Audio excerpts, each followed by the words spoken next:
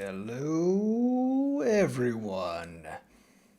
The plan here is to deal with Patchnotes, which I don't know. Maybe some people don't find exciting, but I think Patchnotes are great because they help you deal with QA. They help you inform your players if you make games and want your players to know stuff.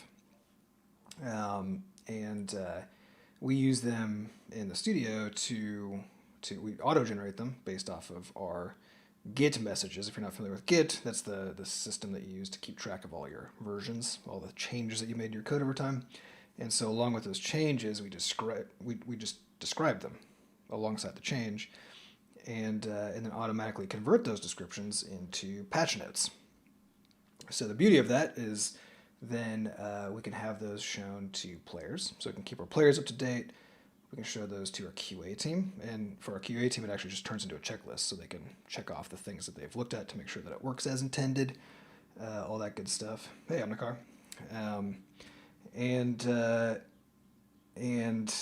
having that automated part makes it so that you as the programmer, when you're annotating the stuff that you did, now just kind of have to do a better job. You know, it's really easy to do a bad job documenting the stuff that you did. But if people are going to see it, then your incentive to do a good job goes up. And then further, since you always want to tell your players stuff, and again, tell QA stuff, you now only have to tell people stuff once, just in one place, and then you can let robots do the work. The robots can take all that stuff you said about what you did and tell everybody else about it. There are a lot of problems with that, though, because some things you still want to hide. So we actually have 3 versions of our patch notes. We have one that goes out to the public, we have one that goes into the dev channel, and then we have one that only the developer sees. So that's for like really internal stuff that nobody else would care about and that doesn't warrant QA learning anything that they're going to have to test or whatever. So being able to split your automated patch notes into multiple streams based on who should see it is also very useful. And then finally, you want to be able to make them look nice and organize them well. So if we were to go to the patch notes, then this is what I'm talking about here, right? So you can see that we have all these versions, and we use semantic versioning for this, which is a thing we'll talk about a little bit if you're not familiar with it. We use all these versions, and you can see underneath each one is this kind of nicely formatted set of information about the changes that were made. And it's broken up by version. I've set up some cute little tricks so that you can select 2 of these, and then it'll give you sort of cumulative patch notes between those. But that's all just window dressing on top of the underlying thing, which is converting all these Git logs into patch notes. So that's the underlying bit. The goal is to basically end up with some sort of data structure that you can use to see this stuff. So the idea with the streams then is that I can have, so I have this permission. So this is all kind of related stuff, but it's on top of the idea of the patch notes. But I can switch myself between my different authentication levels. So normal users are just authenticated. And when I do that, I can then on my web server just deliver a different set of patch notes. But they're all sourced from the same thing. They're all sourced from the same private internal Git repository. But I get to decide who gets to see what. So that's the goal. I already have tooling to do all of this stuff, but it's really old and it's really bad. And I've wanted to change it for a long time, but I haven't had really a reason to, and so, because it does work. So now I'm just going to kind of do it for fun as part of the streaming project and just kind of as a side project. Is there anything else I wanted to show here? We also use this to deliver, to set release information. So if I change my permission on here, oops, let's go back there. So if I change my permission on here, then you'll see this refreshes, and you see this little icon appears next to it, this little globe, which means release, right? So by clicking that, I basically set this to an actual release, which all that actually does is just store that fact in our API, so that games can then find out what is the most up-to-date version. That means they can discover if they're out of date. It means that when it comes to level head, where we have to deploy those daily challenges and stuff, like the tower trial, we want to make sure that we're not putting levels in there that come from versions of the game that aren't generally available yet. So people are in the betas making levels; those won't appear there. They all use the same root mechanism. So the cool thing about all of this is that it all starts with just the Git repository. It just starts with the messages we're already putting in there to describe what we did, it's being split to different places, shown to different people according to different circumstances, and then we can use that as a foundation to build all this other cool tech that makes it easy for us to manage releases, because it gets really complicated when you have lots of platforms, lots of versions, and lots of games. Okay, so let's get into it. I haven't started this project at all yet, so there's no Git repo, there's no nothing. All I've done so far is open up VS Code in a folder and made a README file, because this is how I start every project. I wanted to start this whole project just from scratch and avoid even using a lot of the templates and the pre-existing configs and stuff that I have, just to kind of show the whole process.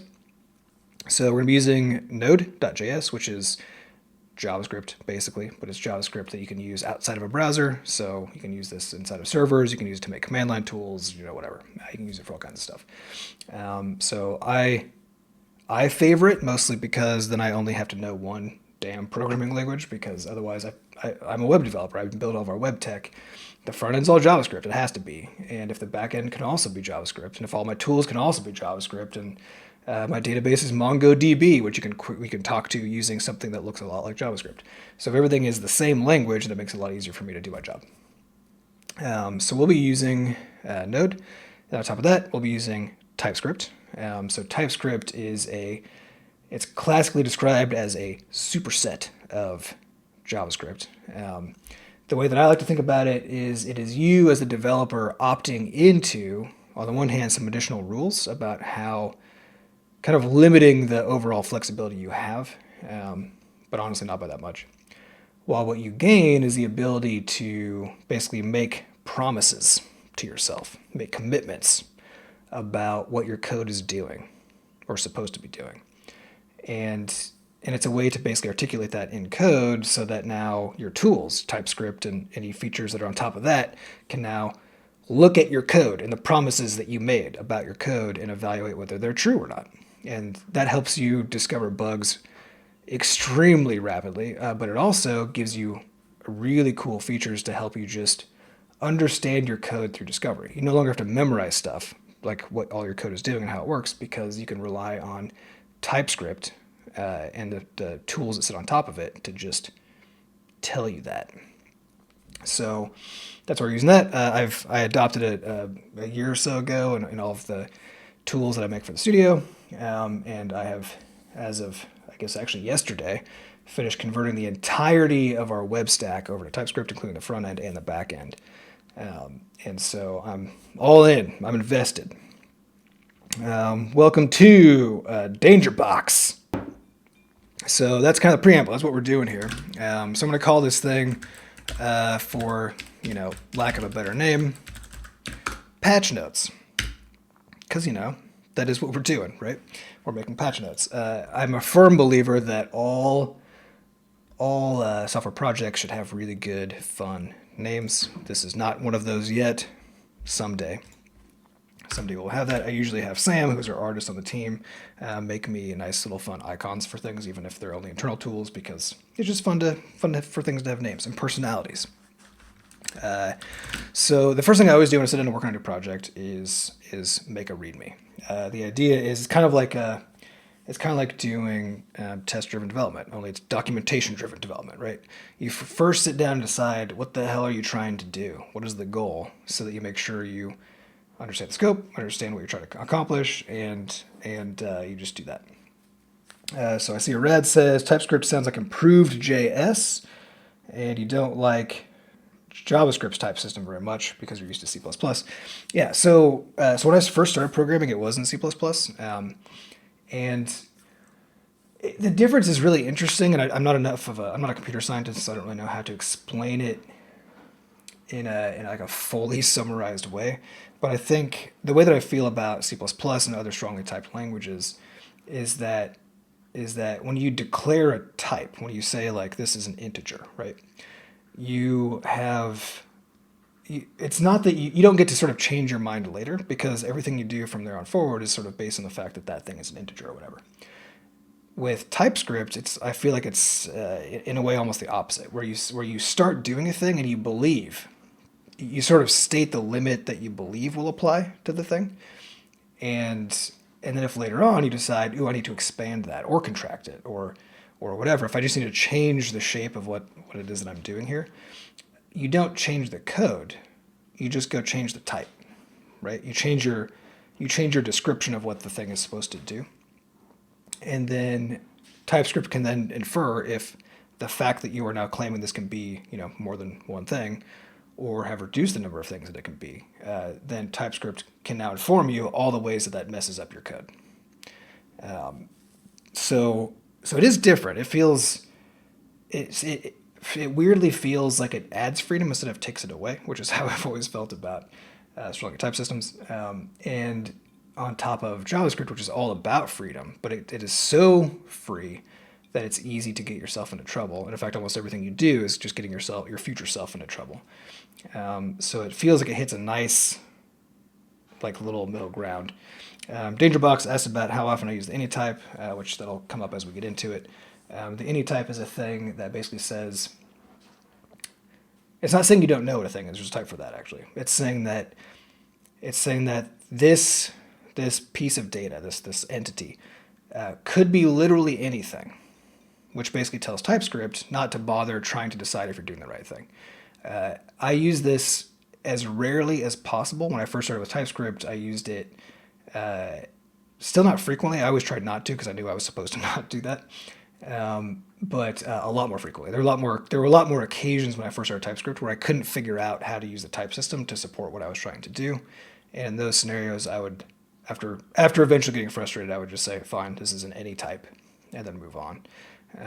I do everything I can now to avoid it, because then it just doesn't help you, right? Because if you just have the any type in there, then you're not constraining the possibilities, and therefore your tools cannot help.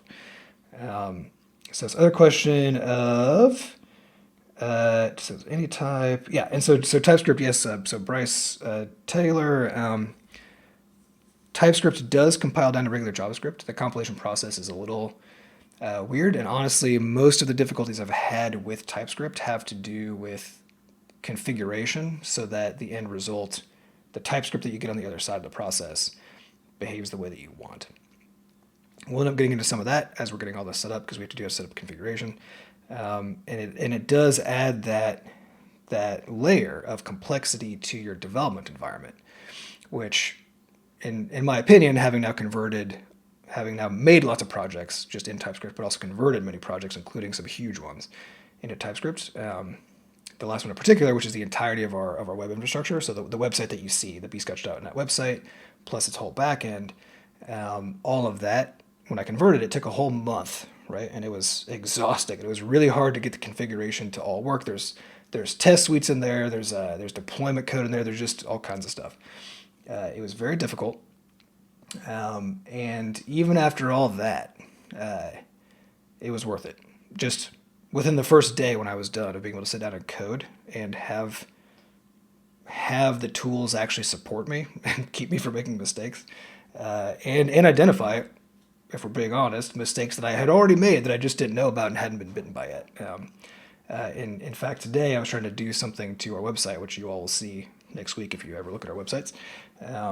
There was something we wanted to put out there, and I got started on it, and in the process of looking at what TypeScript was telling me about my old code, discovered that it was so horribly broken, and yet somehow it was managing to stay alive and deliver a website to people, that after spending a couple hours going through fix this, that reveals other things broken, and going to that chain, eventually I just had to give up and throw all that work away, because it was just too bad. So anyway, I think it's worth it, but it does add some overhead, and I now do have a lot of experience figuring out how to manage that, both for Node and also for the front end, and for modern Node, older Node, and so on and so forth.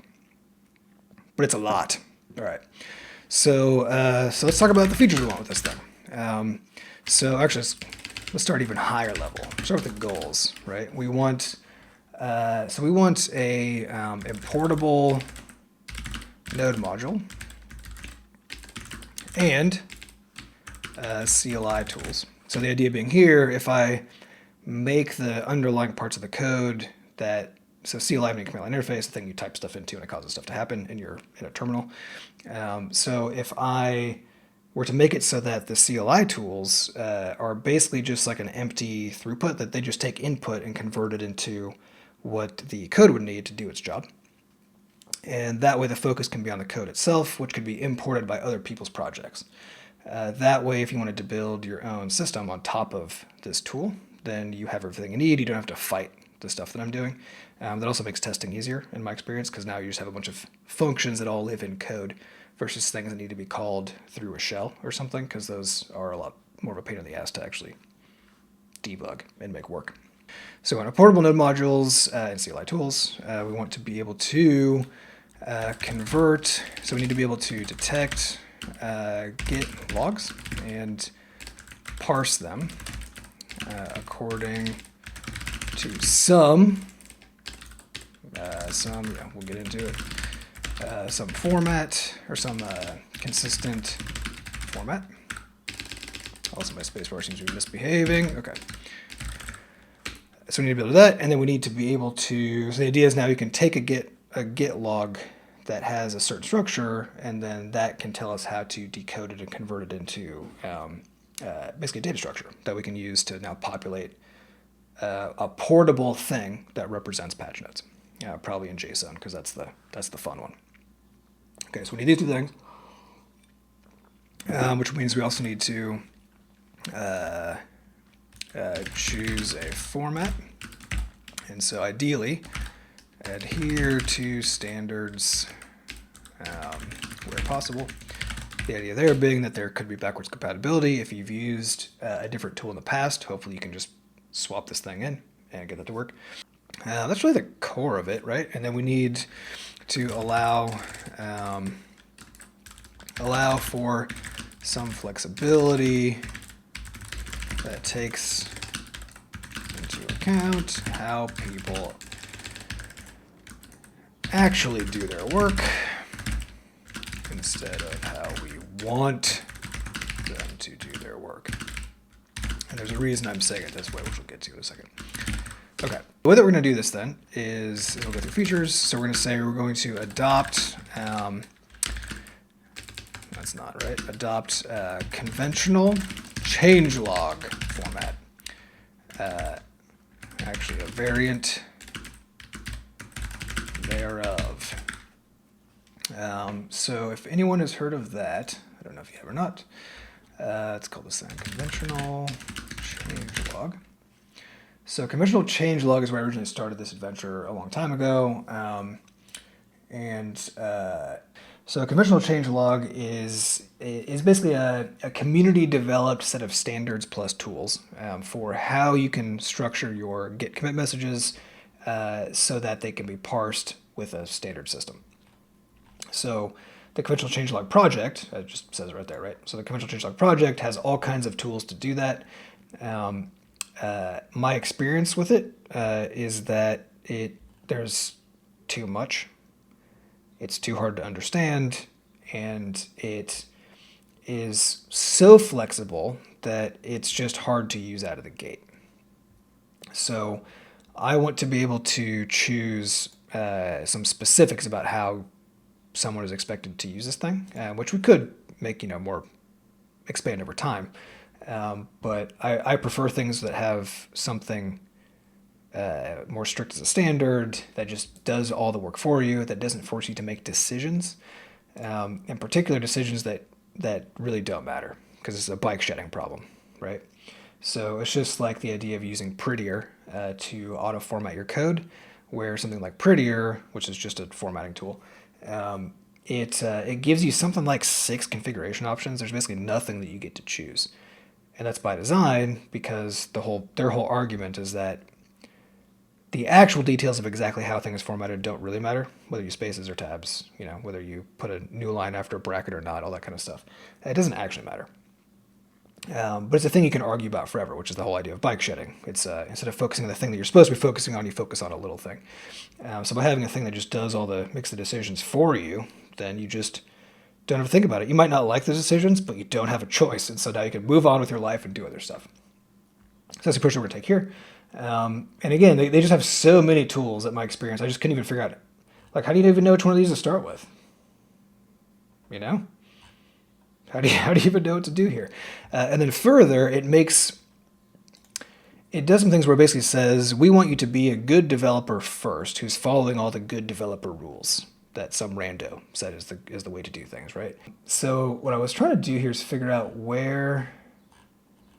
Yeah, see, I can't even figure out how to navigate this to figure out like how to use this. So let me go look at one of my own repositories. So Stitch is an open source project I made that manages GameMaker projects.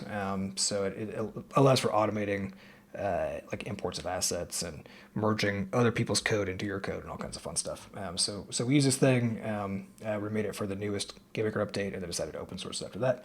But that's neither here nor there. The point of looking at it is that because we open sourced it, then I wanted to go through the trouble of making sure I documented it well, made it easy for the people to contribute, all of that kind of stuff. This contributing file, I have this thing about formatting somewhere. Probably. There we go, commit conventions. So this is using conventional changelog and specifically the Angular convention because, again, conventional changelog gives you huge flexibility in exactly how the rules are that you set up. And so there are some, I guess, standards on top of the standard out there. They all follow the same sort of architectural rule about how your thing is formatted, but then the specifics of like which pieces are there vary. So this is an example of what that would look like. So every single Git message is then prefixed with a type, basically, where the type is this a feature? Was this a refactor? Was this a test? Was this docs? Was this whatever? It could be anything because it's just a format. It's just something colon, and then your actual message that describes what you did. So this is basically just sticking it into some category, like whether it's a feature or a fix or whatever. So this could be anything. It really doesn't matter. The idea of now having some predefined ones with kind of known some semantic meanings is that can give you a hint as the person who is now going to convert the raw data structure generated from this into something human readable, like a markdown file or an HTML file or whatever. So if everything is just arbitrary, then like, do you want to be able to annotate a feature different from a fix? Do you want to be able to skip refactors when you're making like an alternate changelog that is targeted to your players or your users? Do you want to show them the stuff you refactored? Because it's stuff that doesn't change what the behavior. That's at least by definition that's what's supposed to happen, right? Same deal with tests. Do they really need to see stuff about tests? The answer is probably not. So by having these prefixes that kind of mean something, then you can set up rules like, features and fixes always appear in this set of changelogs or all changelogs or whatever. Refactors, you could say, never appear, or they only appear in the developer-facing changelogs, and so on and so forth. And so it gives you a nice way to kind of organize your code, and then also alongside that, which is something for a future project, if you wanted to couple all of this to the versioning process so that when you made a change and documented it in a commit, and as part of that you described the sort of the level of intensity of the effect of that change on your code base, then you could use that to automatically infer how big of a version bump you should have. So this is something that I haven't been doing yet, but it's on my to-do list for soon to do automated things. So anyway, point is, by having a small number of categories that are well understood that you can kind of collapse your code into, then it lets you organize things downstream really well. Rad or Bell asks a great question, which actually gets at the heart of one of my problems with this existing tool set, which is basically, can't you have the feature and the corresponding tests in the same commit? So this is where you get into another bike shedding problem, which is what makes a commit? What should go into a commit? What makes a commit message? At what point does a commit go from being a refactor to a feature, or from a fix to a feature, or whatever? And this is all gray area stuff. Some stuff will feel pretty obvious, but it's largely gray area stuff. And then further, there's this principle, sort of like the idea of every little piece of code should be wrapped up in its own function, right? Where practically speaking, that's a good heuristic, but practically that's not really what you do because it doesn't make sense. It's the same deal with Git, where a lot of people will say every single Git message should be, or every single change that you make that is complete. So whether it's a fix of a bug or if it's the addition of a feature. Oh, got a cat. Sorry. She requires cuddle times, and I can't say no, so this will just be this way for a second. So if I can't say, wait, where's that here? We're talking about, oh yeah, the test, right? So I've made some changes, and just while I'm doing it, I see some other bugs. Because this is the reality of fixing stuff, right? Is you go in to add a feature, you go in to make a fix, and as you're doing it, you discover some other thing. Now, you could embrace the whole one commit, one change philosophy, and then try to mentally keep track of the stuff that you saw that you haven't fixed yet or added yet or whatever that you need to go take care of. Or you could do what you do in reality, which is you kind of chase it a little bit, and then at some point remind yourself, oh crap, I need to stop making changes, make sure I get the changes I have made tested, and kind of wrap this up into a commit. And therefore, in reality, one commit probably has more than one kind of change in it. More than one change, period, but then also kind of change. And then further, there's another style of managing your Git history so that it's more useful, which is you do your work on a branch, and then now you make a bunch of commits potentially for each of the changes you make, and then before you merge that branch in, you squash it, which Git just has commands for. And what squashing does is basically it rewrites all those commits and turns them all into one. But that one commit represents a whole bunch of changes. If you want to document it fully with your description of those changes, then it might be, it would be good to be able to have a lot of details in there, have a lot of comments, right? So that was actually the main thing about conventional changelog, or at least the main tool set for it, since again, it's hard to learn how to use it, that prompted me to make my own based off of it, which was that I wanted to make it so that if I had a commit that had, 2 or a dozen changes in it, that I could document all of them and have all of them show up in the patch notes with the same formatting as if they were truly, separate entries. So Ryder Bell says, might be better to tag your commits instead of categorizing them into completely separate groups. So like maybe bug fixes. Yeah, and that's a reasonable point. The idea of tagging, and there's no reason that you couldn't. So that's the kind of thing we could also build on top of it.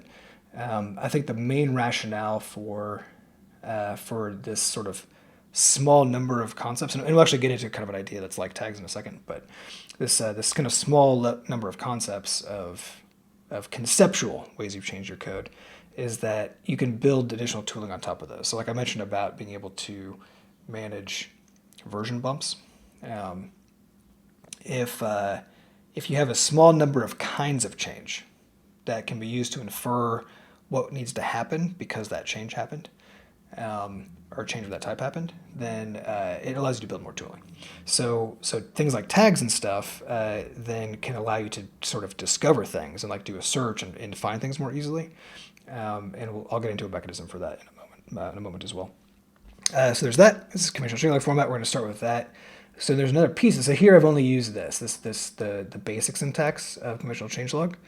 But conventional changelog actually has an additional optional component where they can do, so I'll document it kind of the same way there. So it's like type, and then and they have message, right? So that's the sort of basic one right here, where again, type is a predefined set of things that you can use to infer various stuff.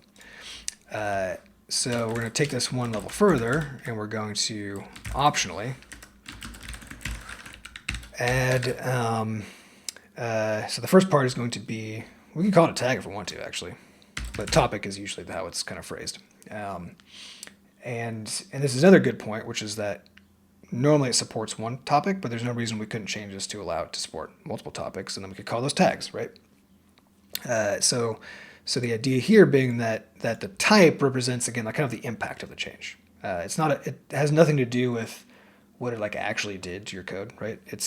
And details of the feature, like what domain of the project it was in, or whatever. It's focused on just the degree to which that impacted the functionality of your code, and again, therefore, what that might imply about what you need to do about that fact, whether it's bumping a version, whether it's running a test, whether it's doing some sort of a merge, whether it's alerting somebody to something, whatever. So the topic would then kind of give you an idea of like the realm, like what subset of functionality or however you would want to group it. And this one now requires bike shedding, which is why it's all left out in lots of environments, and it's also arbitrary. So in principle, it could be anything, and unless the changelog system enforces some rules by limiting what it can be or whatever, then you could just have a typo there, right? You could just, every programmer on your team could just invent new ones every time they make a new commit. It could turn into quite the horrible nightmare scenario.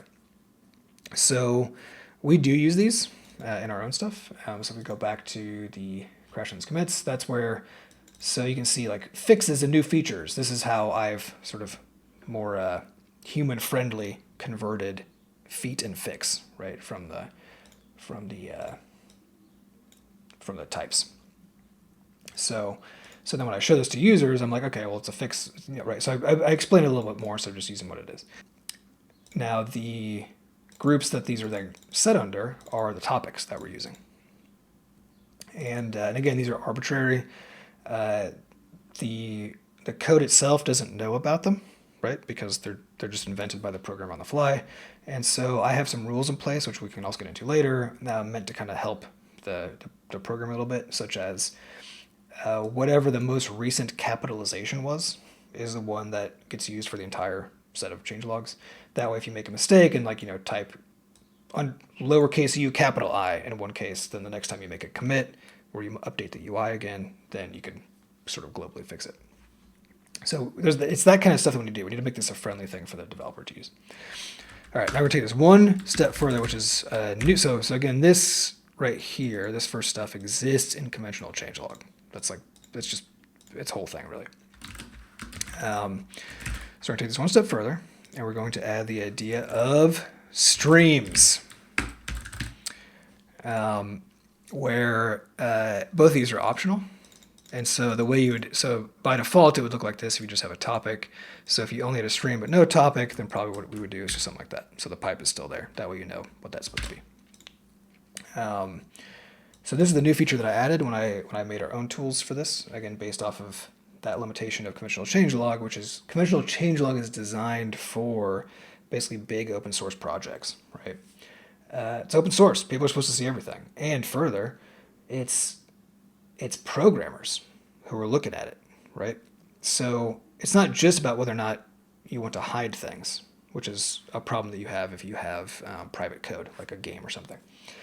But it's also about who just would want to see it, who can make use of the information, right? And the assumption that's going into conventional changelogs is that because the consumers of the changelogs and the creators of the changelogs are the same audience, it's just all developers, then there's no reason to hide anything, really. Just put it all in there, that way people can see what's going on.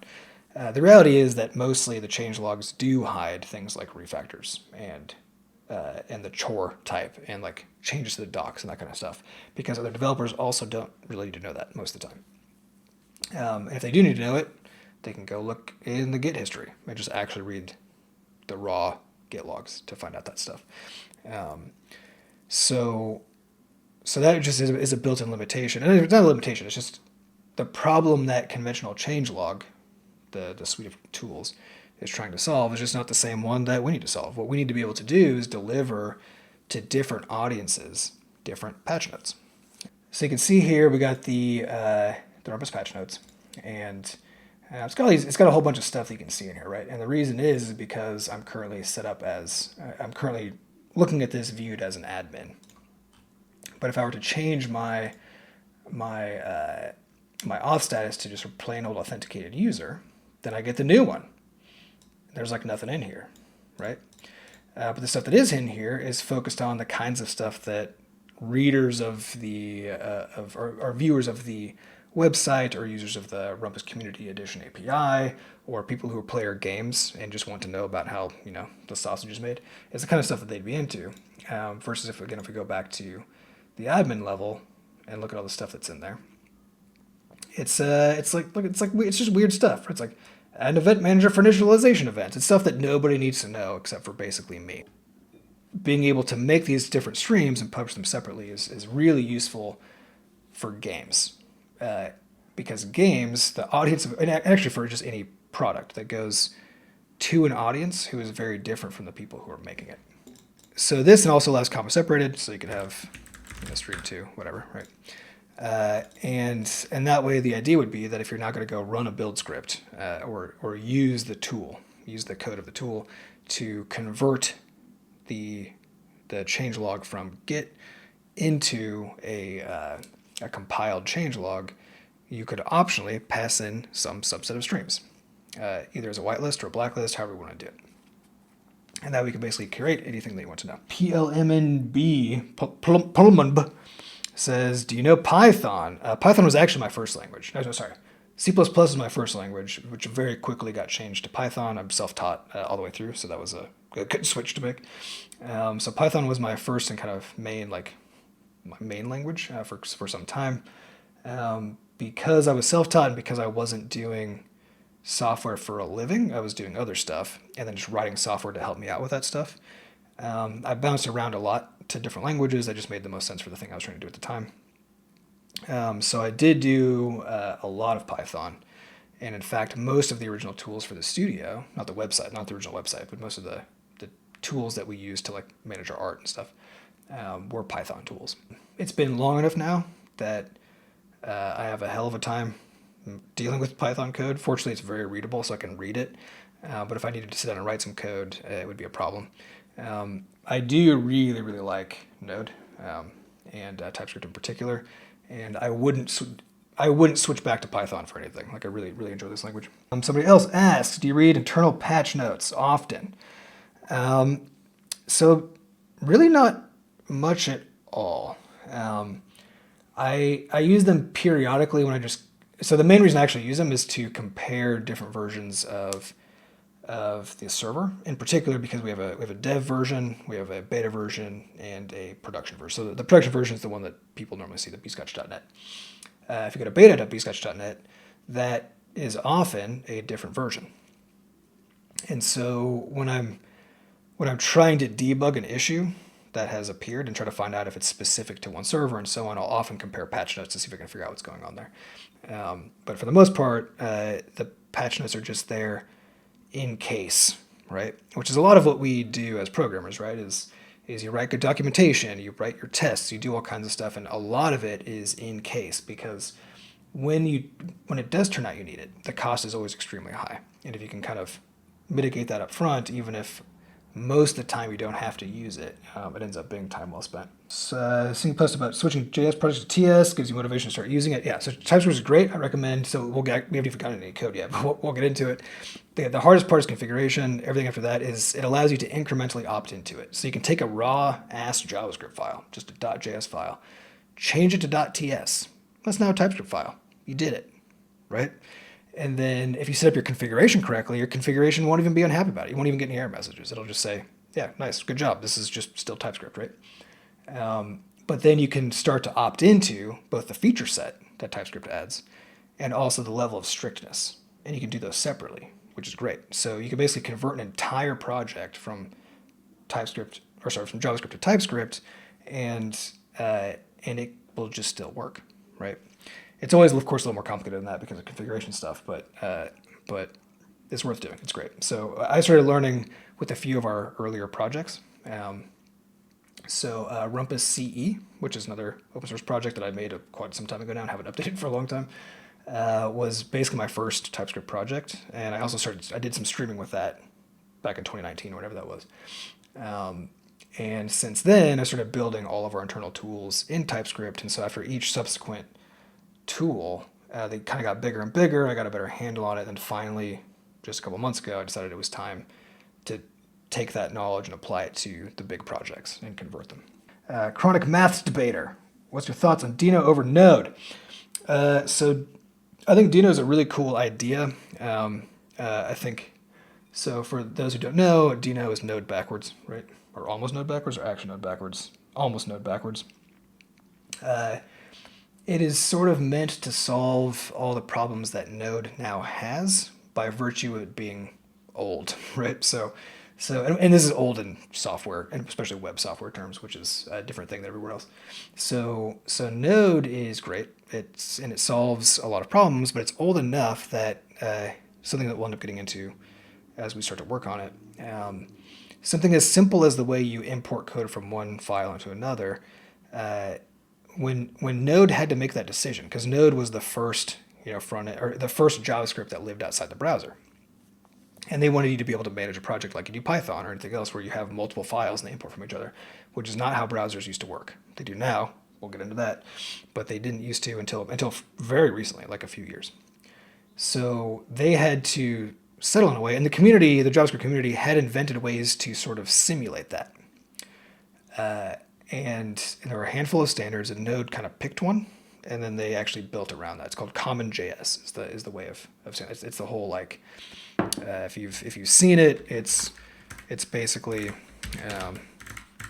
this whole like const my module equals require my module thing. So this is the CommonJS syntax. So Node settled on this forever ago, and they're stuck with it, right?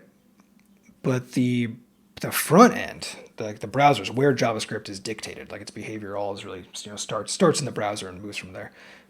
They ended up settling instead on a different way. You think of it as a different syntax, but it's actually a lot more complicated than that. It's not just a syntax difference, it behaves completely differently. So a different style, which is called ECMAScript modules, which is what you'll see more often these days, especially for front-end stuff. For Node, you still don't really see it.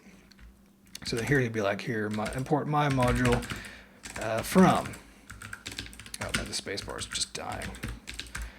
To use a new keyboard soon. So it's like this, right? And then also TypeScript. So there have been various attempts to sort of make big JavaScript projects manageable and have good tooling by applying some sort of typing system to them.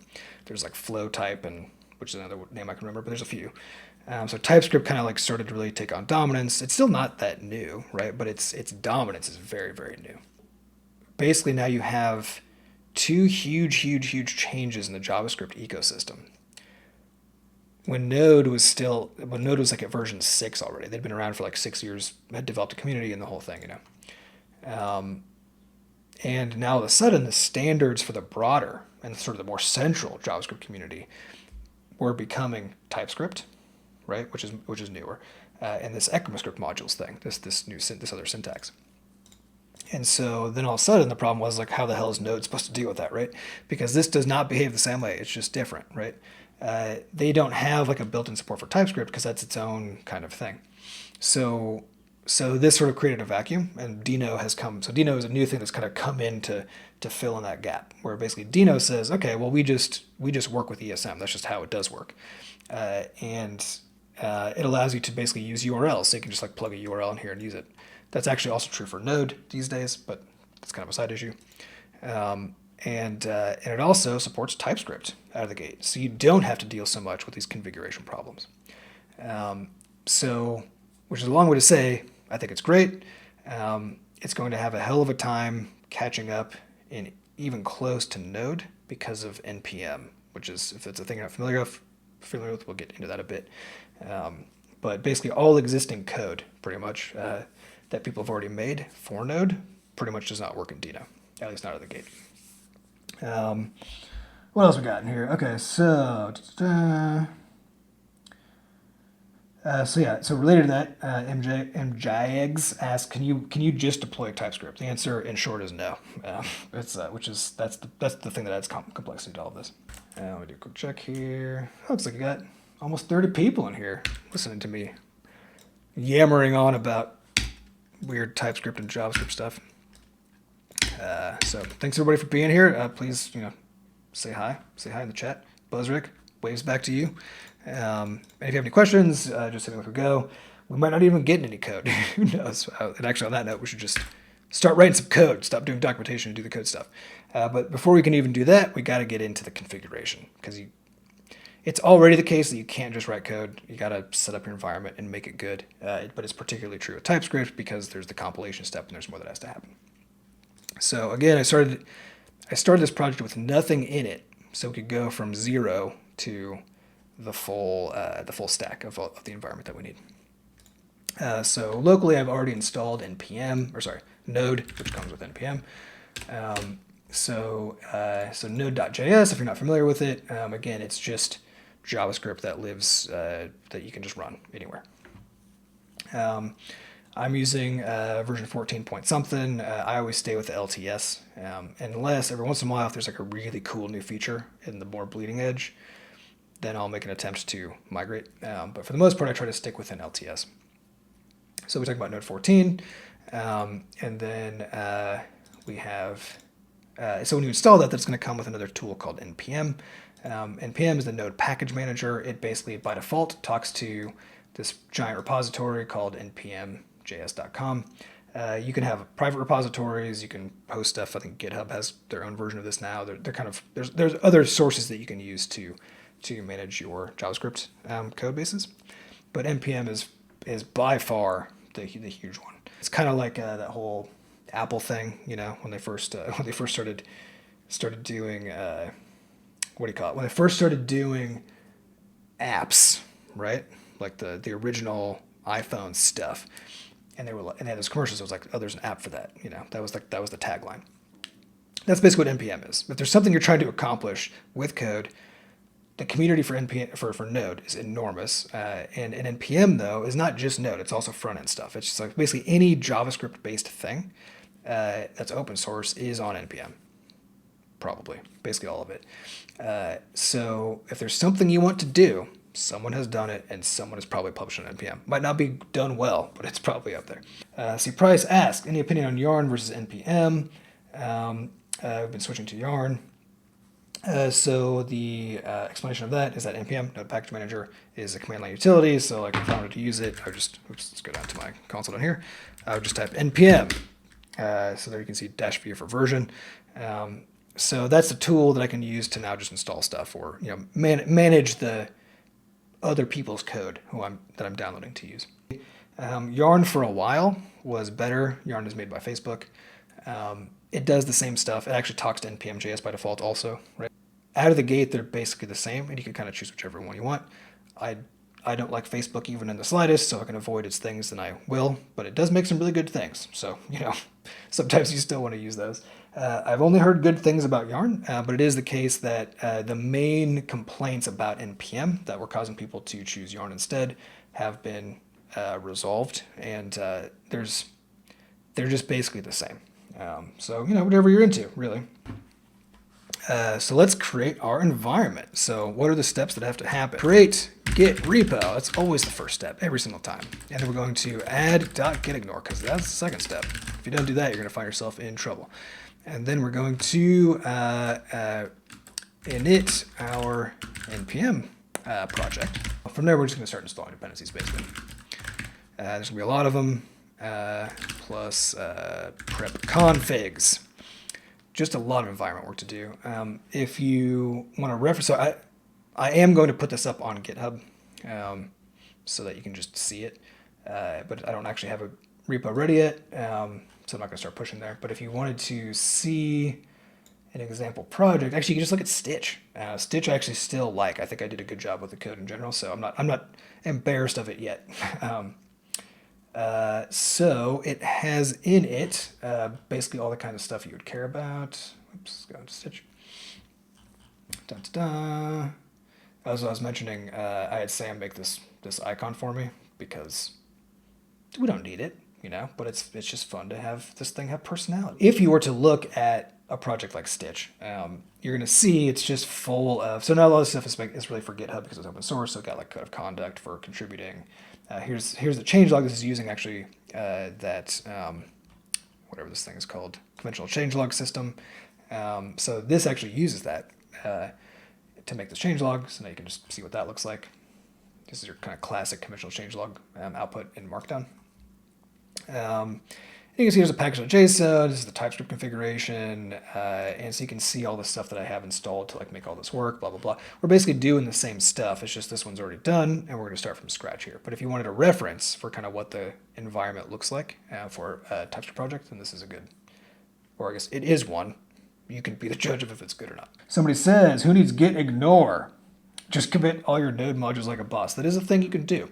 I don't recommend it because the joke about NPM and Node in general is that you end up with literally tens of thousands of files in your dependencies, and that is just true. So while you could commit those to your Git repo, it's definitely not a good idea. So let's do it. If everybody knows, you just memorize all these things. Git init. Got a new repository. That was easy. If you're not familiar with Git, then if we do an ls-al, this says list everything, basically. Because otherwise things that start with a dot and folders are hidden by default. So you can see when I did my git init, I got this .git folder that appeared, and that's the thing that manages all the Git-related stuff. It's kind of interesting if you dive in there, but it doesn't matter for our purposes. Okay, now we're going to create. Hey, so we did this. We actually see this with like a checklist style. How do you do that? I think it's like, is this how you do it? And you just like put an X in there, and now it's a checklist or whatever. So you're gonna reveal, preview. Nope. There's a way to do that. Just go like this. Do I have to make it a list first? Does it need a space in there? There it is. Yeah, cool. All right. So hey, we did that. We made a repo. We need a gitignore, so we'll just do our classic touch gitignore. So touch is a Linuxy thing. Maybe Windows has it. I don't know. It just makes a file. That's all it does. Unless it already exists, in which case it doesn't do anything. That's why it just touches it. So the only thing that really matters in the moment is putting node modules in here. So the gitignore basically tells Git ignore whatever the hell I've put in here. The idea being that node modules that's code we didn't make. Somebody else made it. It's just on the internet. We can download it anytime we want to, so there's no need to bake it into our repository. So we'll just ignore all of that. While we're in here, we'll just do it, the nice little .env, star.env, because .env files are classically used to store secrets, and we don't want to accidentally put those in here. On that note, people have made some really nice ones. And if you make a repo in GitHub, you can just pick a gitignore template, and it'll just pre-populate it for you, which is really nice, because it's easy to forget that. Okay, so done. Now we're going to init our npm project. So now we're going to do, so again, I installed Node a million years ago. Actually, what version of that I'm running here? Node -v, 14.15. It's good enough. So that comes with npm. It looks like I'm using npm 7, which could create some problems because npm 7 is sort of bleeding edge. It's going to ship, I think, with Node 15 and 16, I think. Node 14 actually ships with npm 6. They actually behave quite differently, and I've had some problems with 7 in the past, so hopefully that's all fine. We'll find out. Okay, so basically all these things have some sort of an init. It's either a command init or a -- init, so I can remember which one's going to be, so I just try one and hope that's the one. If not, try the other one. Easy. So you can do an init space -y that just says say yes to everything, and then it'll just pre-populate everything with some stuff. So we're gonna make our package name now. The package name serves two purposes. So one is it just says it helps orient a person to what this project is, right? But the main one is that if we're going to publish this thing, if we're going to package up all the stuff that we make into something that we publish for other people to use via npm, then we need a unique name, unique to npm, that people can use to find it. So I'll actually change this here because this is going to be available within the Bscotch organization. So in npm, you can create an organization. So for the studio, we have one called @Bscotch, and you can publish to that, which is, and you can also, if you have a paid account, publish private repos or private packages, which we also do. So a lot of our tools that we don't share because they have proprietary information or they only work with our systems or whatever, are still in npm, but just as private repositories instead. So by prefacing it with @Bscotch, I'm basically saying this will go into our organization, which is then great because it only has to be unique within there. And then also it falls under the organization's rules and access policies and stuff. By default, it'll actually be private. Okay, so now we need just an initial version. It starts at 1, but we're not that brave. We're starting at 0.0.1. And we'll talk about semantic versioning later because it'll become very important. Description. We'll make a good description later. Right now, we'll just say auto magically convert git logs into what do I say here? Into user-friendly patch notes or whatever. Entry point, deal with that in the future. Test command, deal with that in the future. Git repo, deal with that in the future. Keywords, git. Do I need commas here? I don't know. We'll find out. Git patch notes, changelogs, changelog, patch note. Why not? Sure, start with that. So these keywords are used if you do npm searches. So if I were to do a search, for example, for empath, just as a thing I can search for, then I'll find things that have that either just in the name or things that have that as a tag. So this is the tags down here.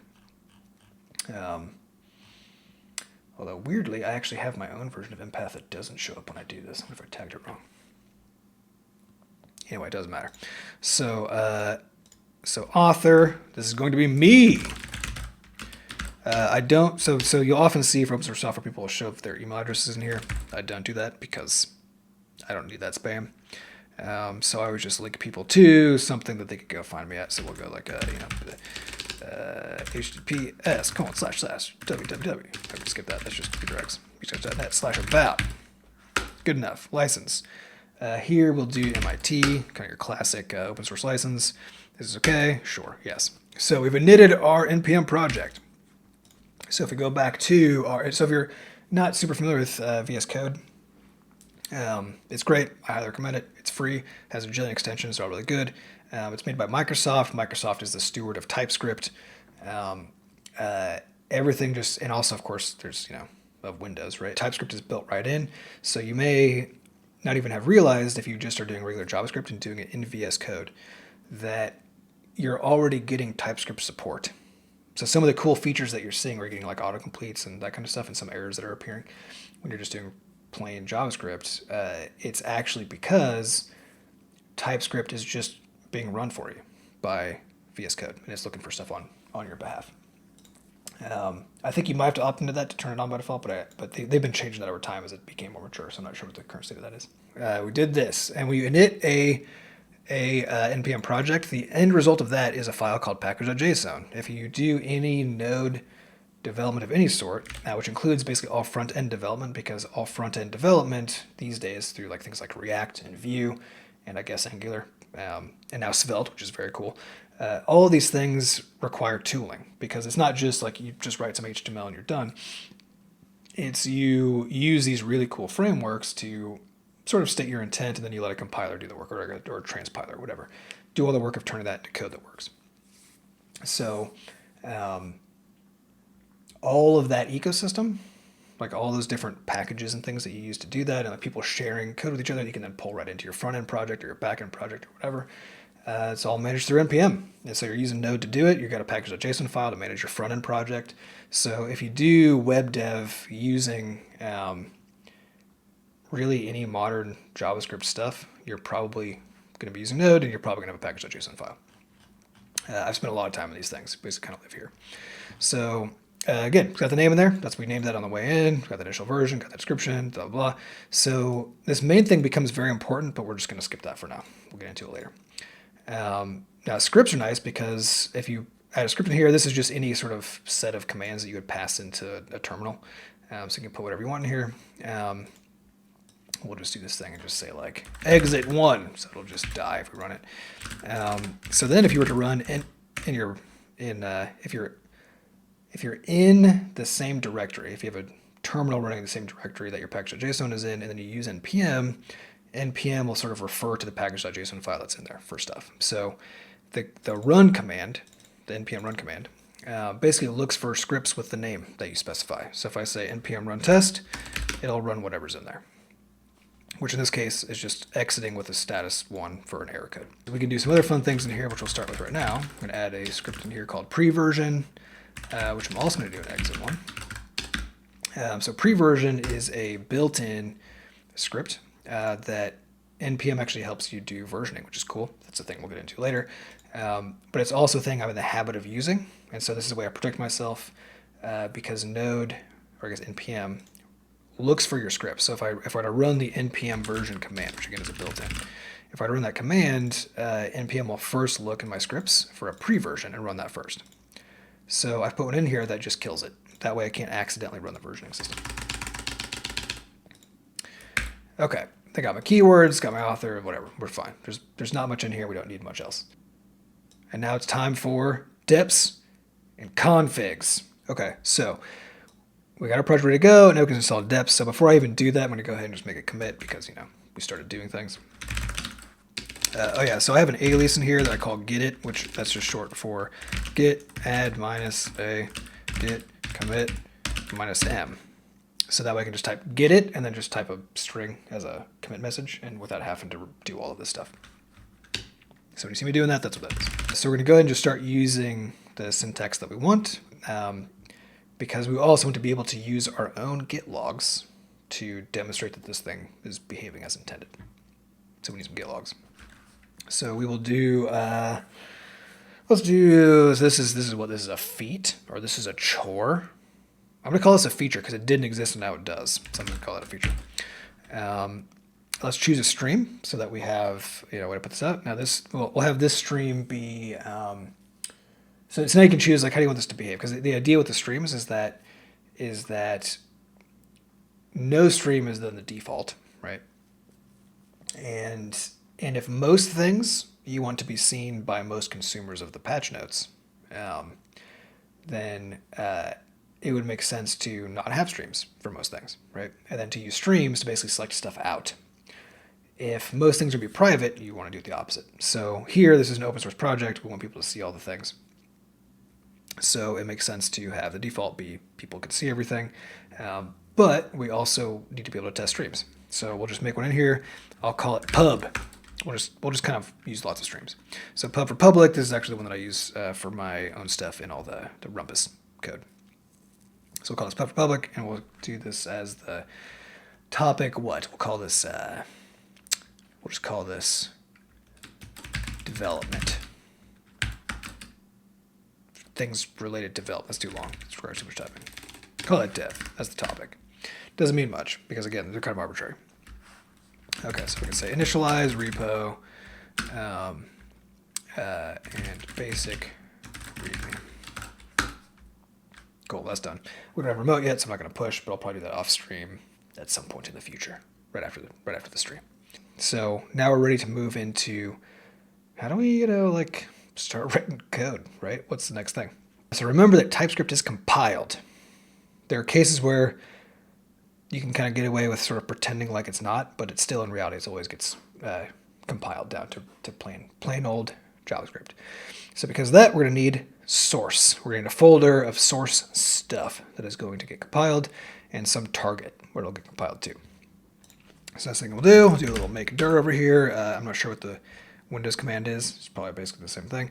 So we'll do a make dir for a, I always call it source because people do that.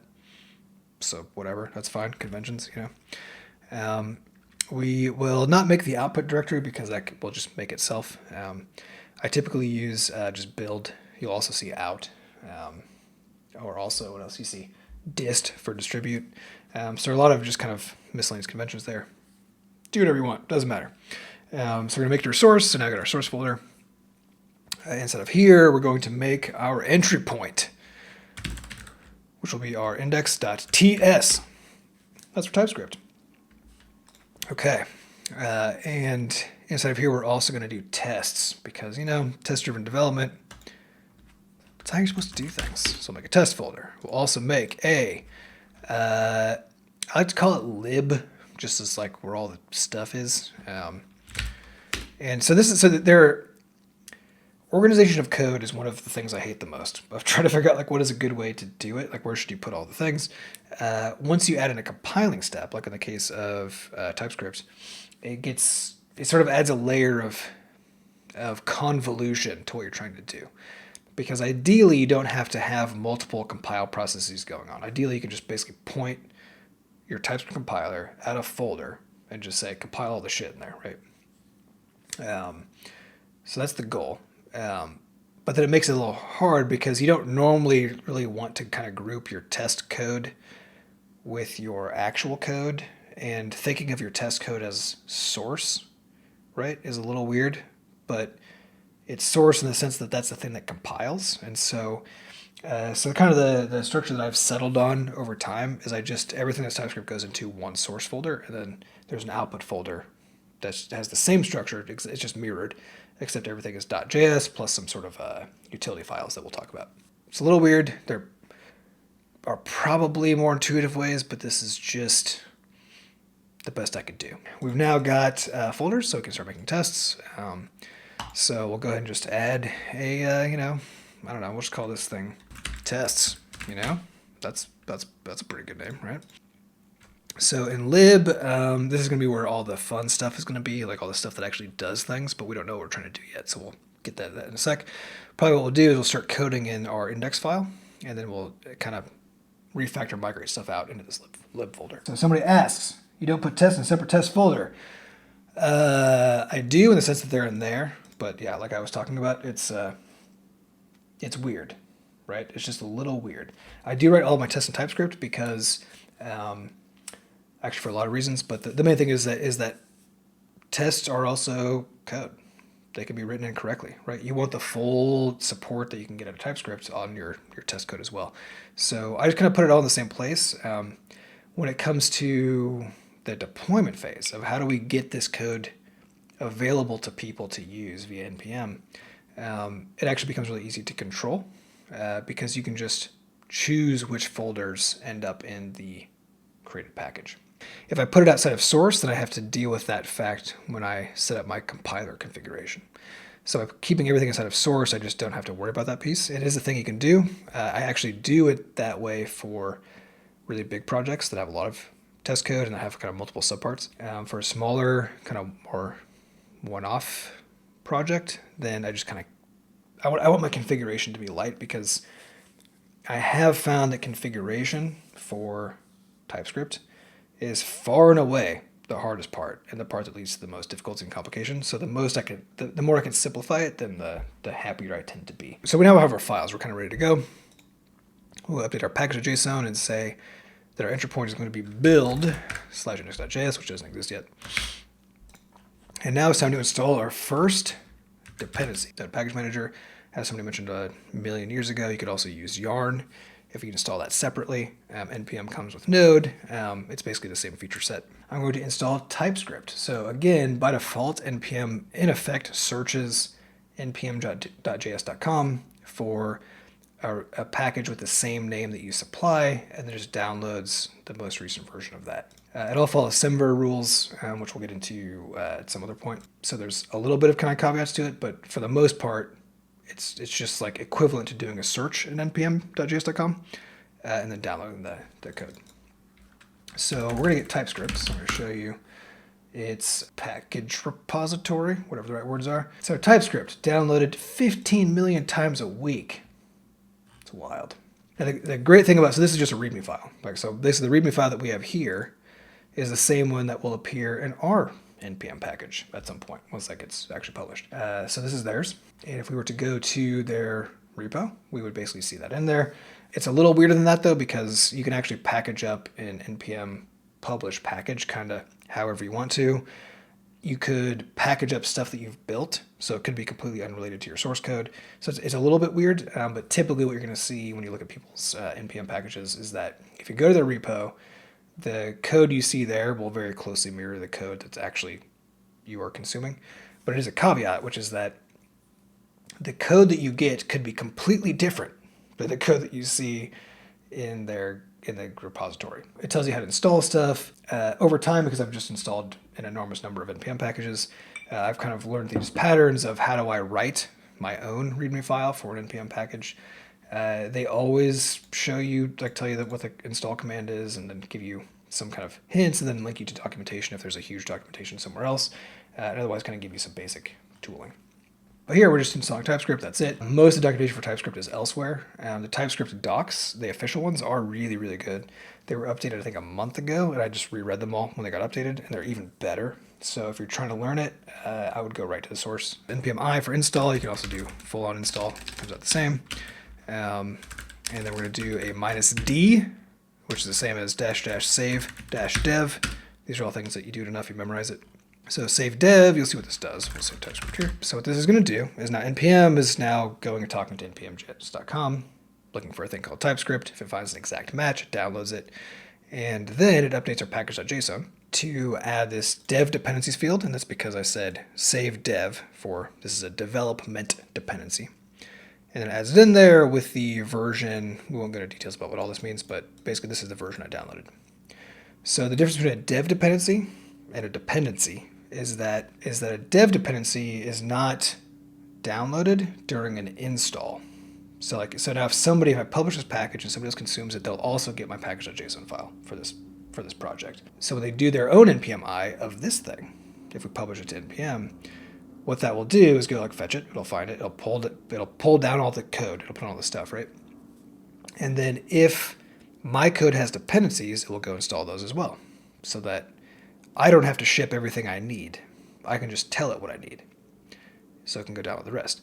If there's stuff that a normal user of the package will not need, stuff related to development but not stuff that has to get deployed, then that's the stuff that goes into your dev dependencies. So that way you save people the bandwidth. It won't hurt them if you forget, but they might get annoyed with all of the dang bandwidth and the sheer enormous number of files you're forcing them to download. It's really good practice to keep careful track of what's going into dev dependencies versus your regular dependencies. So TypeScript, because it's compiling our code into something that actually gets consumed, is not something we want to ship with our code. Okay, so we got TypeScript, and then we're going to install another quick thing. Save dev type/node. Okay, so now what this is doing, there's a project called definitely typed. So this is an enormous monorepo, mono meaning one, right? So monorepo, kind of breaking the standard of there being a Git repo for every little tiny, project/module. Monorepos are all the rage right now. And definitely typed is one of those, community maintained, so nobody officially does this. The idea is that TypeScript is new, so most of the stuff in npm isn't in TypeScript. All of it, in any event, is shipping JavaScript. So even if the source code was in TypeScript, the actual code itself is not. TypeScript was designed in a way that allows you to create types they're referred to as ambient. You define the type, but it's not alongside your code. You just make a file that explains the types.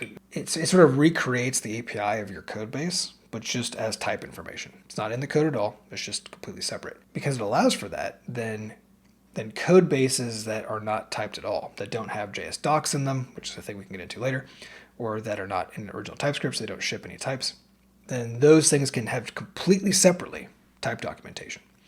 So for the really popular projects on NPM in particular, the community members that are interested in that project come together, they create type information, and then they deploy it via this definitively type project. So you yourself could go in here and you could just type something, and you could apply it in here. It's a monorepo, so they have some tricks for how to do that without having to download all. I think there's 3,000 sort of sub projects in here, so you would definitely not want to download the whole project. So they have some tips in here on how to do that. But the point being, if there was a project you were using that wasn't a TypeScript, so it didn't have types, you wanted to type it so that you could actually share that with other people, but also use it yourself, then you could do that via this system. So even though this is community maintained, it's not really an official thing. It has become sort of pseudo-official to the point where when you need types, you'll actually get hinted at from your tools to try to see if @types actually contains the type for the thing you care about. So the cool thing is that basically for any module, if it doesn't come with its own types, if you try to do an npm install @types / the same name of that module, it probably exists if it's a popular package. And if it does exist, it'll have that name, which is Very, very nice. Things that are a little more official also live there. So Node itself, which isn't written in TypeScript, right? It's just its own thing. But it has a huge number of built-ins that you can import. And just built-ins and globals, period. The community has assembled an enormous type document that describes all of these. And you can just get it. So now all of a sudden you can get full TypeScript support for Node and all the things that Node does, even though Node itself is not in TypeScript at all. The first things I always do basically when I'm working on a Node project are install TypeScript, install my Node types, and then from there you start to figure out what do you actually need for this specific project. We're going to add a type field. So package.json has a new-ish field called type. This is to resolve what I mentioned a while ago for all those who've been here for a while, that Node canonically uses an import-export syntax called CommonJS, while the browser and more modern tools use one called ECMAScript modules because they needed a long-ass name, I guess, or ESM. So they're very different, they behave differently, and the syntax is different. Starting in Node, I want to say 12 or something, they started to add experimental support for module syntax. And in Node 14, it's no longer experimental, it's just in there, though apparently some parts of it are still subject to change. In particular, they can kind of intermix. There's some weird things about that can get you into trouble and cause a lot of confusing errors that I've been dealing with a lot lately. But it does work, and it actually works pretty well once you kind of figure out the weird stuff. The reason that I've been opting into using module syntax, even though Node actually natively prefers CommonJS, is that the browser uses modules instead of CommonJS. And because the browser does, then everything over time is going to end up converging on that, including Node. And Node is trying to, it's just really hard to do because of the legacy problem of the existing code that's already out there. I feel like it's a good, forward-looking move to just start using modules already. So there are a bunch of ways you can do that. There's a whole bunch of documentation about it. It can get very confusing. The hard lesson that I have learned in the past few months in particular is that as long as you don't mix CommonJS and modules in the same project, it's not that big a deal. As soon as you do, it just turns into a waking nightmare. So the main thing is just avoid that. And the whole idea here is that when Node is doing installs, when Node is like when you require a package that you fetched via npm from your own project, there's this whole process that Node goes through to go find that file, to go find the thing that you tried to import. The rule set that it uses differs whether it's using module syntax or CommonJS syntax, but there's one thing that remains common, or I guess remains static, true, whatever, for all conditions, which is that Node will look at a package.json file, if one exists, and it'll look to see if this type field is in here. That's the first thing that happens. So if you try to import somebody else's code, what Node will do is go to that module, go to where its code is stored inside of this Node modules folder over here, right? So it would like go into your TypeScript folder if you import a TypeScript, for example, right? And it would literally just open up your package.json that's in this imported thing, and it would see if there's a module field. And if there is, then that's now how it's going to treat all of the imports from that project. So that's kind of the trick that Node uses to make it so that you can sort of relatively seamlessly transition back and forth between the two types. I'm trying to get the hang of using modules. It's a little tricky with Node, but I think is the way of the future. So I'm trying to get in that habit and trying to learn the issues and bugs and nuances earlier than later. If you're making your own projects and you don't care about this part, it would be a good idea to not do this because it does add a layer of sort of confusion and complexity as you're learning TypeScript and learning how to think about this. So that's a lot of things. Got our TypeScript, got our node types, have our entry point file. So really the first thing we want to do now is make it so that we can compile. So we have a TypeScript file. Let's make it export something.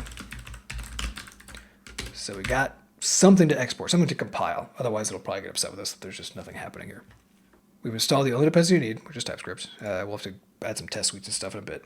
So with npm, when you do an npm install, all that stuff that comes from a module that you install ends up in a node modules folder.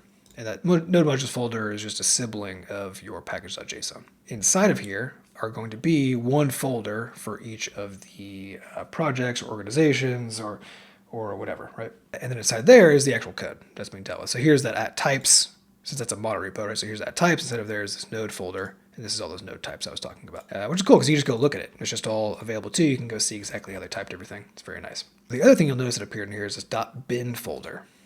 So this is for bin for binary, which for some reason is interpreted to be an executable in the context of Linux, I think. I don't know. I find the terminology I find confusing and weird, but basically the binaries are the things you can run, right? It's code you can execute. So you'll see in here are some things. There's a thing called TSC, a thing called TS server. This is something that we'll also see way later on when we want to make our own command line utility using the same project.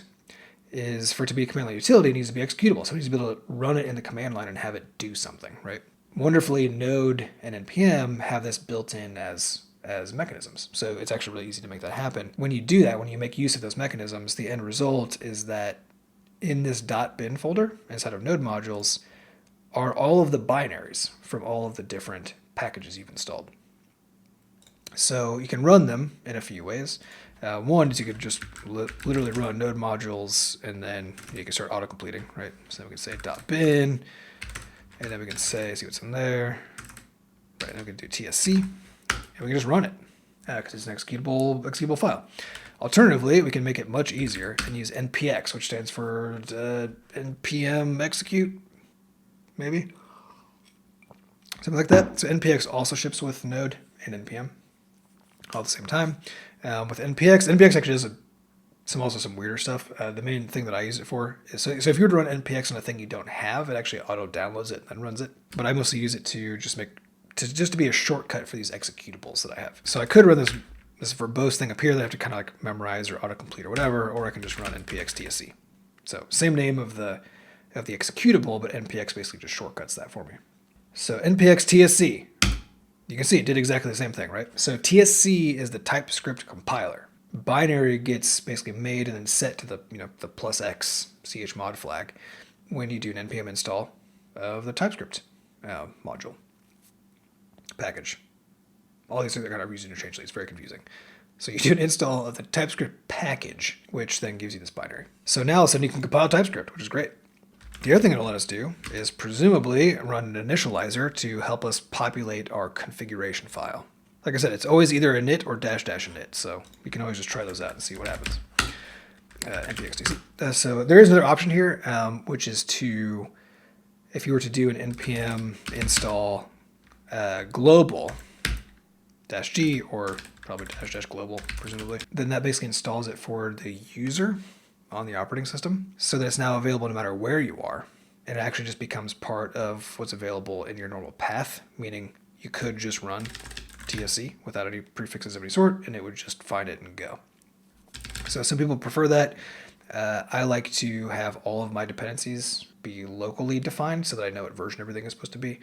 There are some cases where I don't. For example, I have an internal utility for our web tech, for us to use our own API, and that has a login step. In the command line, you'll run rumpus login, and then it'll open up the browser, and you can like log in through Gmail or whatever, and then it saves credentials locally. A lot of the stuff that we do internally has to talk to our server and do stuff. So now if every single one of our projects has to separately log in, and of course those credentials also expire, and for us they expire pretty quickly because I don't want staff level permissions sticking around. So now all of a sudden you have to log into like 5 things every other day. It's really horrible. So for those, we do global installs because it's just a lot more convenient. For stuff that we definitely know we will always want up to date, that's the kind of stuff that we'll use for a global install. For everything else, I'd prefer to have it be just local. We have TSC available. I passed in the --init command, which is just an initializer. So any good CLI worth its salt that's doing complicated stuff will have an initializer that will run for you. Earlier we ran npm init, and that was really nice. It actually walked us through a series of steps. We're asked some questions, we filled out a form basically, and that allowed us to pre-populate this package.json file really nicely. TSC, you can see, didn't give us jack shit, didn't give us any options. Gitinit also doesn't give you options. For Git, we don't really care. It's not really a big deal. For TSC, there are so many options that's probably why they don't give you any, but also I think it's just that nobody has taken the time to make this be a good tool yet. And the main reason I say that is because the configuration aspect of TypeScript is the hardest part, and this really seems like it ought to help you, so I think this is kind of a weak point in TypeScript currently. It made this tsconfig.json file. So despite the problem where it doesn't help you, the end result is actually very helpful still because it is very well documented and commented. It says .json. It's actually technically .jsonc, which is JSON with comments. But the C is for comments. JSON normally, in case you weren't aware, doesn't actually allow comments and is supposed to throw an error. Technically, this is invalid JSON, but the only thing that reads it is TypeScript and TSC in particular, and it knows that this is JSONC, and so that's fine. Which is great because you can comment. You could actually comment this configuration file. Fortunately, they've commented the crap out of it. They actually have listed in here every single option. The online documentation for TypeScript is very, very good. So if we do tsconfig, which we just search that, we're going to hit the TypeScriptLink.org. Also note there's another website that shows up that looks a hell of a lot like it's supposed to be the real TypeScript website that is not. So tsconfig.json, and then this thing does a nice job of explaining stuff to you, kind of how it works. They give you good setup options for Node. You can see they've already got Dino in here. They got Svelte and React. So they actually give you a head start on kind of like how you should populate this configuration file, which is nice. And they have a reference that just tells you what all of the fields are and what they do and how they relate to each other. When I first started TypeScript, which wasn't that long ago, I found it really hard to figure out what all these things did. Now the documentation is so thorough that you can just literally read it basically and kind of figure out what all these things are going to do. So I think what we'll do here is we'll just kind of walk through each one of these in turn and just basically decide what do we want to do for these. Target. So the target is basically what are we going to compile down to? Because TypeScript is a superset of JavaScript. Whenever you're using TypeScript, you can use all of its features by choosing a target. So let's say you want to, so ES5 is just a version, so it's ECMAScript is the real name of JavaScript. So ES5 is just a slightly older version of JavaScript that doesn't have all the cool stuff that was introduced in ES6. ES6 is when JavaScript went from being a really bad, unpleasant language to being a good one. Some really old browsers, and by really old I mean a few years old, still can only use ES5, and so you'll often see ES5 as the target, but I usually just go ahead and bump this up to ES6 or even ES2020 or ESNext, which are kind of the more modern ones. The end result being that now when TypeScript does its step of converting the TypeScript code into JavaScript code, it has to now make a decision about how do I convert certain features, right, of the language. So if you tell it you want ES5 and TypeScript knows that some feature doesn't exist in ES5, then it will have to do some mapping to convert the code that you wrote into something that will still work. Which is a little weird, but it is very cool that allows you to write modern JavaScript, even if your target cannot use modern JavaScript. And it's kind of a side note, this is not just a TypeScript concept. This is also what things like Babel, which is a really classic tool used for converting one form of JavaScript into another. It's used in build pipelines for big front-end projects. It can do the same thing, where you can write modern JavaScript and it'll compile down to old crappy JavaScript. So we're going to use ES2020, which is sort of the newest one. This is essentially what Node 14 supports, is ES2020. By me choosing this, it means that now when I create this thing as a package to deploy for other people to use, if they're below Node 14, they might not be able to use it. But I'm making this package mostly for me, so, or I guess us. I want to force people into the future if I can. Node 14 it is. So you can see module syntax. This is the same deal that we dealt with in the package.json, where we said, oh, actually, we're using modules. We're not using CommonJS. By default, it used CommonJS, presumably because it knew this was a Node environment, or who knows, I don't know why it chose this by default. But here, we're actually going to tell it what we want. And you'll see, look at this. I get auto-completion even in the config file. So I can pick ES2020 also, how these things match. I'll even match case, even though case doesn't actually matter. But I'm going to do it because it looks nice. And then we start getting into the other stuff. So lib we can kind of ignore. This is if there are certain features that are for some reason missing that you need, you can kind of specify them here. But we're not going to go into those details there. allowJs. This allows you to have just plain JavaScript files, .js files, that then this TypeScript project, like if you're in the TSC compiler and stuff, will also look at. By default, it'll only look at .ts files. By setting this to true, it'll also look at .js files. It won't do anything to them because it's already compiled, right? But it'll in effect copy that source JavaScript file over into your compiled code. If you are converting a project from JavaScript to TypeScript, then by setting this to true, you can now do it incrementally because your code that is still in JavaScript will just get copied unchanged. And your stuff that has been converted to TypeScript will now be converted into JavaScript in your target folder. This is TypeScript from the get-go. We do not need that. CheckJs is kind of the same idea, which is to basically say if you have opened a .js file or you're compiling a .js file, should TypeScript just literally ignore any errors and just copy it? That's all it's going to do. Or should it report on them? Since we're actually not even doing JS files and we don't care about that. JSX, this is a front end kind of thing. We don't care about this. Declaration. So this is the idea now that this thing gets compiled, which means it's going to be converted into a new form of code, regular JavaScript, from the original. And that means information is lost. The type information is lost. The structure of the code could change in some way. What these declaration maps will do is basically create separate TypeScript files that live alongside the compiled code that are in these declaration files. They're files that are just TypeScript. There's no like actual JavaScript in there. It's just TypeScript. And those can be used with a map, with a declaration map, to allow your tools to, when you're looking at something inside of the plain JavaScript, your tools can then go read the declaration map and say, oh, I know what this type, the type of this variable is. Even though it's coming from a separate file and it's not actually declared here because it's a regular JavaScript, it can actually figure that stuff out for you. It means shipping more files because now for every TypeScript file, you end up with a JavaScript file and a declaration file and a declaration map file. It makes the debugging a hell of a lot easier. So we deal with the source map. So source map is the idea that the code itself might have changed. And so the source map maps the changes onto the original code so that during debugging or whatever, you can now, when you're running the compiled code, you can, through your tools, figure out what that corresponds to in the source. So now the out file and stuff, we're going to deal with this kind of stuff separately because this gets a little weird. Yes, this is now if we want one file because you can take a whole project and convert it into a single file, which is good for front end stuff. We don't care about that. outDir. Yeah, so by default, if you just run this, it'll compile the JavaScript alongside the TypeScript, which is usually not what you want. So we'll go ahead and specify this. To be build.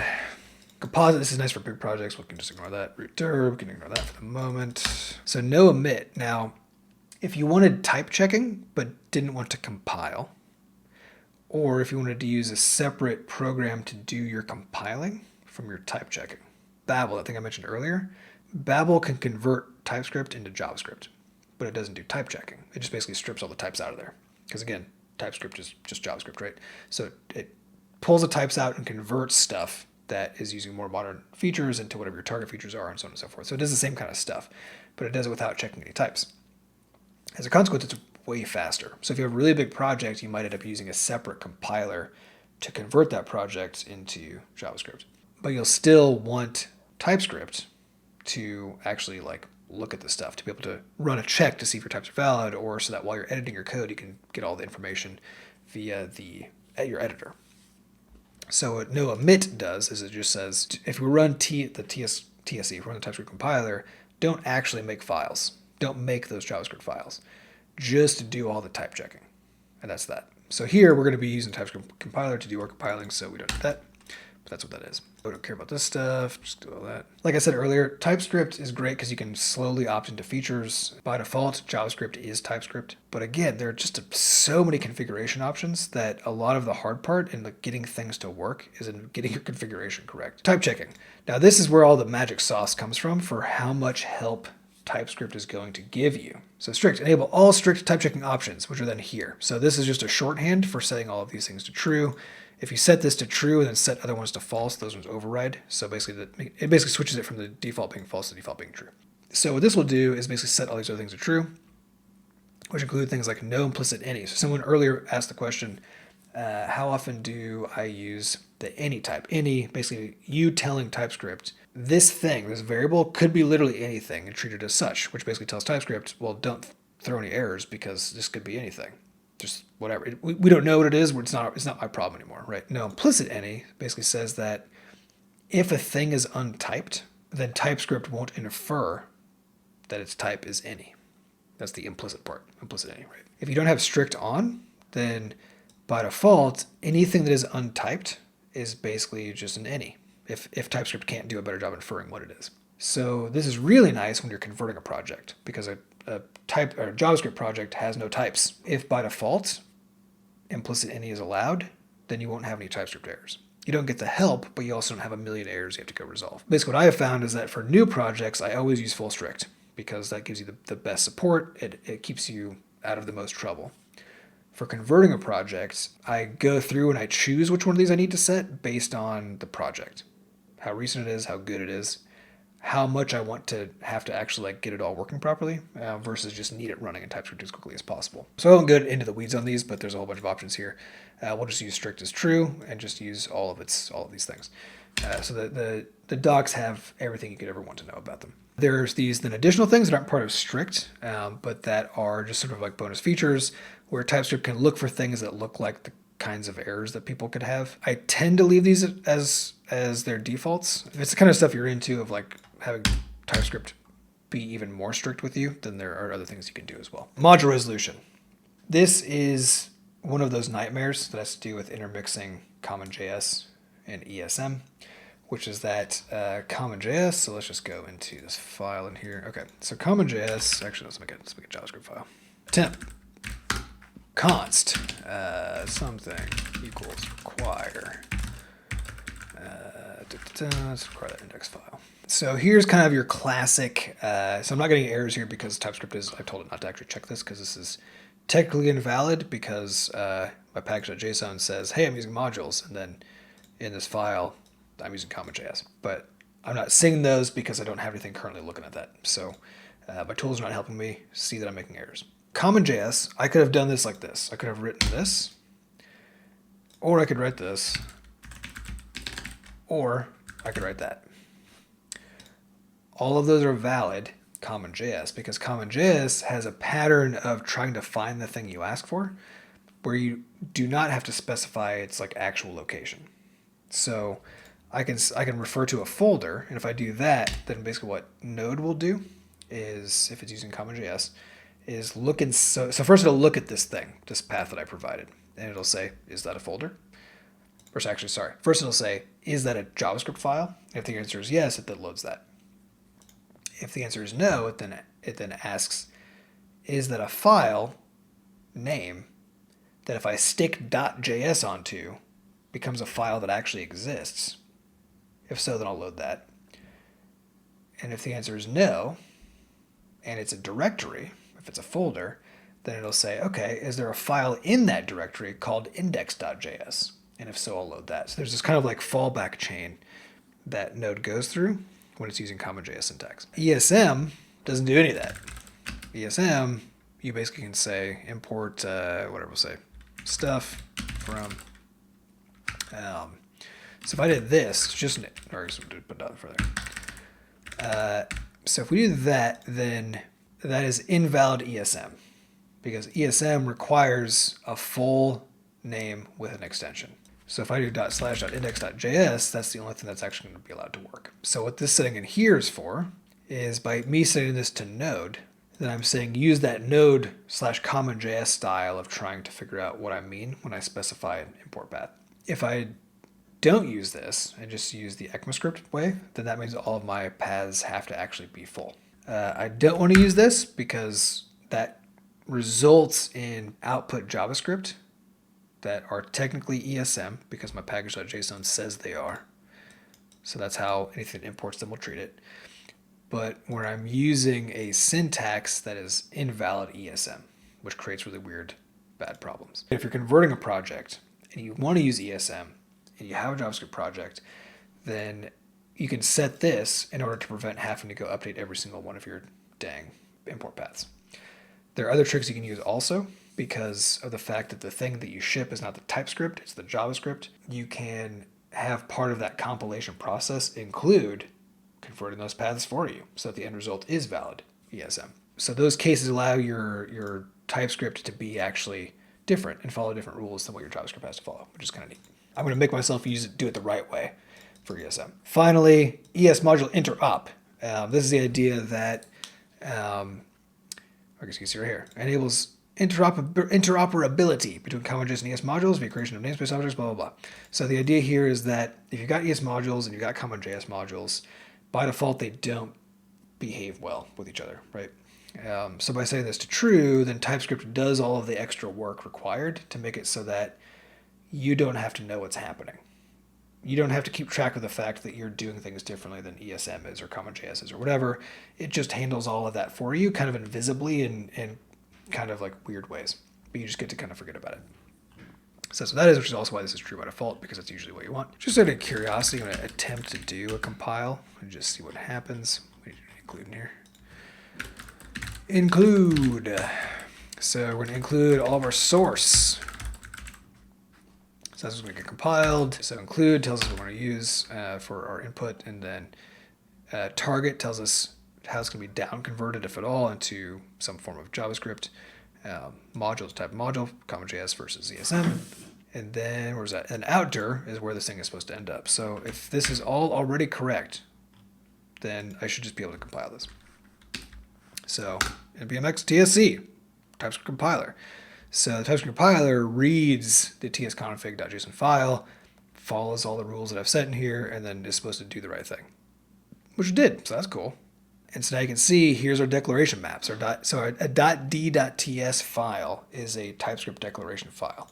It's a file that explains what the types are. A map is a thing that maps that type information back onto the source code so that you can use it for debugging purposes and such. Similar deal with the JavaScript. So here this is basically the same because I didn't do anything interesting with my JavaScript. But if I had done weirder stuff, then my compiled JavaScript would look different from my TypeScript.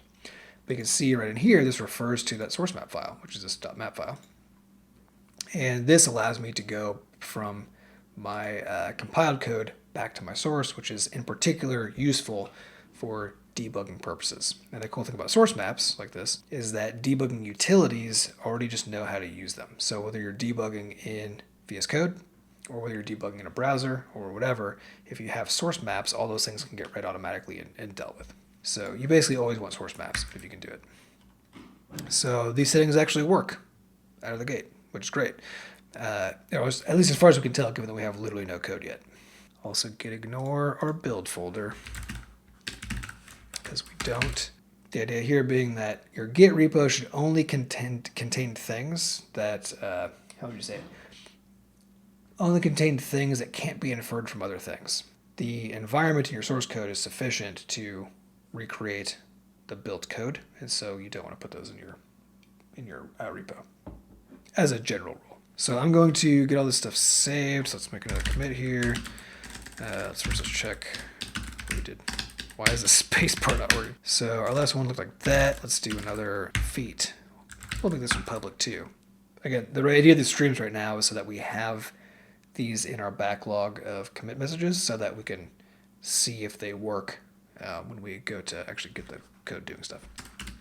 We'll still call this dev, so that way it should be grouped together with the prior thing. And then we're going to say configure TypeScript for compiling source into source. So there's still a bunch of stuff we haven't done at all, like our linter options and our prettier for code formatting. There's still configurations, things we haven't done yet. We got the core of it. We have a TypeScript project. We can write TypeScript code. It can be compiled into stuff that isn't TypeScript, into regular JavaScript. Got all our source maps. Configuration. The configuration works for that. We're doing it in ESM first instead of using CommonJS. Everything is basically good to go. So now we can add this remote. Git remote add origin. All right, then we'll do git push. So I always just do this because I can remember the actual command, because then git just tells you. Then you can just copy paste that. And so the reason this worked is because I'm already logged in with my Git credentials, or sorry, my GitHub credentials using HTTPS, because that allows you to use the GitHub desktop client, which is actually pretty convenient and nice. And SSH keys are a pain in the ass, so not having to use those is a good thing. So now, if we go to this URL, there it is. This is what we have done. This is what we have wrought. For now, we'll just say this is a,